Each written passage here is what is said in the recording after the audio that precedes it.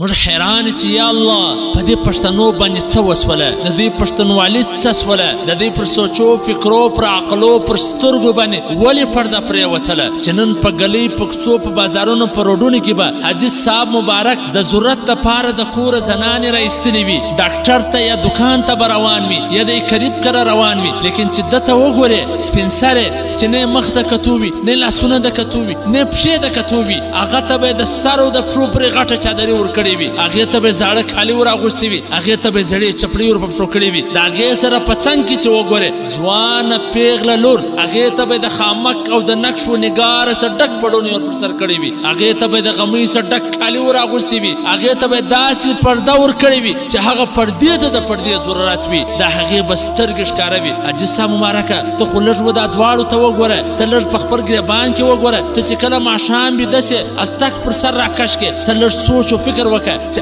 آیا د پټولو ضرورت و کمې یمې ته ډېر و، د پردې ضرورت و کمې یمې ته ډېر و، سپین سره دې څنګه روانه کړې ده، دغه پیغله په دې سره خو ستا د خاندان سترګې ټیټېدلی سي، د دې خو عزت ته خطره ده، په دې سره خو د مور پړونۍ د سره ایله کېدلی سي، په دې سره خو د شمله ټیټېدلی سي، د دې د وجې څخه خو دوه قومونه په بدي کې لوېدلی سي، د دې د وجې څخه خو د بل و ایمان ته خطره ده. آیا تا دا ولې نه ده پټه کړې، تا ولې دې ته پرده نه ده ورکړې؟ زه د دا مور څه پوښتنه کوم چې ای مورې تا ولې دا چادرې کړې ده، د دا چادرۍ څه ضرورت و؟ آیا ته په خپل مخ باندې شرمېدې؟ آیا ته په خپل کالي باندې شرمېدې؟ تا ولې دا غټه چادرې کړې ده؟ که تا د پردې دپاره کړې ده، که تا د عزت د خوندي کولو دپاره کړې ده، نو آیا ته سوچ وکړه دغه ستا لور دا د پردې ضرورت نه لري، د دې عزت نسته، دا د خوندي کېدو نه ده، تا داسې ولې را روانه کړې ده چې د دې مستقبل په خطره کې دی، د دې زندګي په خطره کې ده، د دې په آخرت په خطره کې دی. دا در هغه حدیث لاندې راځي چې نبی علیه الصلاة وسلام فرمایي چې داسې زنانې چې خلک ځان ته متوجه کوي پر داسې زنانو لعنت دی،